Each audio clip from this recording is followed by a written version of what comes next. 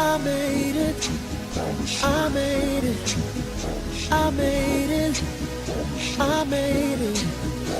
For the first time in my life, I can admit that I really need it.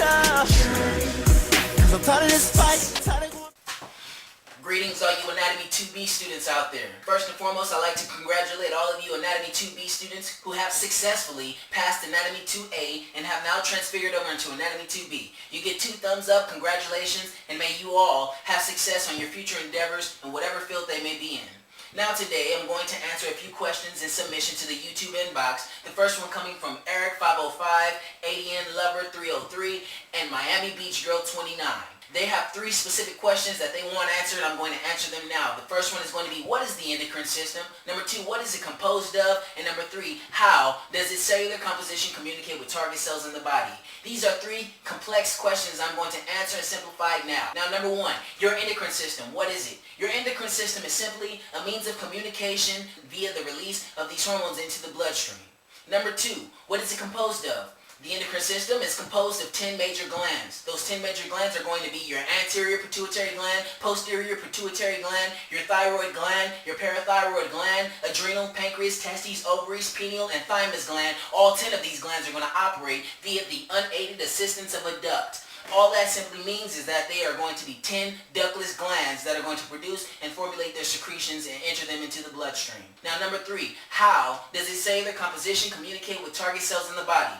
Now that's a very complex question, but I'm going to simplify it by saying this. Wouldn't it have to depend on the location that the hormone is targeting? For instance, if I have a hormone that's coming from the hypothalamus to the pituitary gland, isn't that going to be a releasing or an inhibiting hormone? Everything that's going to be post-pituitary is going to be another hormone that's going to stimulate and go forth to a glandular release of another hormone. So what you're looking at is a chain of command that's going to stimulate one hormone to another hormone to release another hormone. Now, with these hormones, these 10 glands, I'm going to talk about these hormones that they're going to produce. The anterior pituitary gland is going to bring forth 6 hormones. Those 6 hormones, 4 of those are going to be tropic, the other 2 are going to be non-tropic. Now with those 4 hormones that are going to be tropic, meaning they have a specific destination they're going to target and locate, is either going to be LH, your luteinizing hormone, TSH, your thyroid stimulating hormone, FSH, your follicle stimulating hormone, and ACTH, which is your adrenal corticotropic hormone. All 4 of these are going to be tropic hormones, and the other 2 are going to be non-tropic hormones, which are going to be growth hormone and prolactin. These 2 are going to be non-tropic hormones because they don't have a specific glandular release they're targeting to. Now, in the post-pituitary gland, you're going to have ADH, your antidiuretic hormone, which is going to stimulate and water resorption in the kidneys, and oxytocin, which is going to be responsible for uterus contraction in the uterus lining and lactation for milk production in the breast, which produces a positive feedback loop for babies that feed on the mother's breast. Now, after this, you have your thyroid gland. Your thyroid gland is going to produce T3 and T4 thyroxine, and it's going to interact with the follicular cells that are going to be simple cuboidal epithelium cells that are going to produce thyroglobulin and interact with the iodine molecule to break that thyroglobulin down and bring forth the thyroid hormone that the body is in such need to produce when it's in low of thyroid hormone. Now it's also going to be responsible for the production of calcitonin, which is going to be a regulator of too high calcium ion levels. When your calcium levels get too high, we need to bring those down via the release of calcitonin into the bloodstream. Calcitonin is what's going to inhibit and regulate the influx of calcium that's being experienced in the bloodstream. Now, you're going to have an antagonistic gland next to that, which is going to be your parathyroid gland. Your parathyroid gland is going to be antagonistic to the thyroid gland because it's going to release PTH into the bloodstream. PTH is simply your parathyroid hormone. That hormone is going to act as an antagonist to calcitonin because where calcitonin was a regulator of your calcium ion levels, if your calcium levels get too low, then we need to boost your calcium levels up via the release of PTH into the bloodstream. Now, how does it do that? Isn't your blood going to be a highly nutritious source for calcium? Don't they tell you to drink milk because it stimulates and strengthens your bones? Well, if you're experiencing a level of too low of calcium in the blood, don't we need to boost that up and increase that by the release of a PTH that's going to stimulate a group of osteoclasts, which are going to go to your bone section and eat and deteriorate on that bone so that way we can bring forth a deposit of blood calcium into the blood, thus bringing your body back to a life-sustaining homeostasis for calcium in the blood.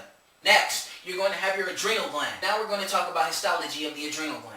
Your adrenal gland is consistent of two major regions. That's going to be the adrenal cortex and the adrenal medulla. Your adrenal cortex has three primary zones that we're going to talk about. Number one, that's going to be the zona glomerulosa. Number two, the zona fasciculata. Number three, the zona reticularis. The zona glomerulosa, the first region, is what's going to bring forth the mineralocorticoid aldosterone, which is going to act in stimulation of the angiotensin, and it's going to bring forth the mineralocorticoids. The next zone, inferior to that, is going to be the zona fasciculata, which is going to bring forth the glucocorticoids, cortisol. Inferior to that, you're going to have the zona reticularis, which is going to bring forth sex hormones, aldosterone, testosterone. Inferior to that, you're going to have the adrenal medulla cavity, which is going to be the primary targeting source, all sympathetic responses in the adrenal release of sympathetic hormones, adrenaline, epinephrine, norepinephrine, and after that, you're going to have next the pancreas. Now, your pancreas gland is the only major gland in the body that's going to have endocrine and exocrine outflow. It's going to be what's going to produce the two major hormones, insulin and glucagon. Glucagon is what's going to need to be broken down. If your glucose levels are too low, we need to break down that glucagon and increase those sugar levels by the breakdown of glucagon and converting it into glucose. Now next, if your insulin and your sugar levels are too high, we need to bring those down via the release of insulin into the bloodstream. Insulin is what's going to be the regulator of your sugar levels. If your sugar levels get too high, we need to do that by the normal releasing of the hormone from the pancreas that's coming from the storage and interaction with liver, or by the injecting of insulin hormone into the bloodstream, or it can happen naturally. Next, you have your testes and your ovaries. Your testes are what's going to produce the male hormone testosterone in the males, and in the females, the ovaries are going to produce estrogen and progesterone into the bloodstream. After this, you're going to have your thymus and your pineal gland. Your pineal gland is going to produce the melatonin, which is responsible for your sleep-wake cycle and your daily activities. These are the 10 major glands that are going to be responsible in the endocrine system.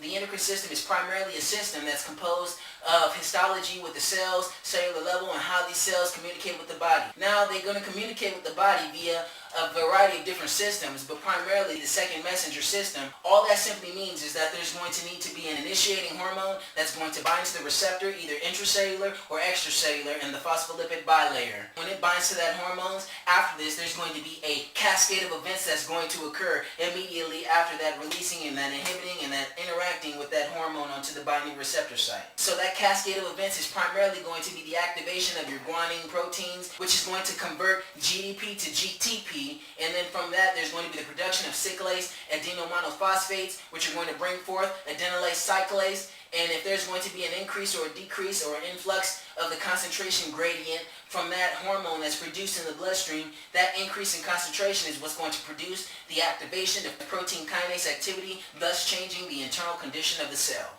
In conclusion, we said that the endocrine system is a system that's composed of 10 major glands: anterior, posterior, pituitary gland, thyroid, parathyroid, adrenal, pancreas, testes, ovaries, pineal, and thymus gland. All 10 of those glands are 10 ductless glands that are going to produce their secretions. Those secretions can either be a releasing or inhibiting hormone that are going to target the pituitary, release another hormone that's going to signal for the release of a glandular hormone, and then carry out their specific functions wherever their target destination is in the body. The endocrine system is a highly important system. It acts in conjunction with the nervous system, because the nervous system doesn't release sympathetic nervous responses, and don't those sympathetic nervous responses, when your fight or flight adrenaline kicks in, isn't that a hormone that's being targeted and released? So those hormones have everything to do with the activation of the nervous system, and the two differences mainly are going to be the way that they communicate with the body. The nervous system communicates much more fast and efficient and effectively via electrical impulses, and the endocrine system is much more slower and sluggish because it's releasing chemicals into the bloodstream, whereby it's going to take much more time for those to carry out their communication of whatever signal they're trying to get across to the target tissues in your body. Now, really quick, I know that many of you are still dealing with your old resources, old models, old books, old information, old Google histology slides, but what you need to do is update your advances and get more familiar with the technological advances, things that are going to include you into experiencing your education, your knowledge that you need to obtain for the beneficial enhancement of your education. And I know that it's going to cost you a little bit more, but it's going to be beneficial for your activity of your education and the obtaining of the knowledge that's necessary for your success. Welcome, welcome.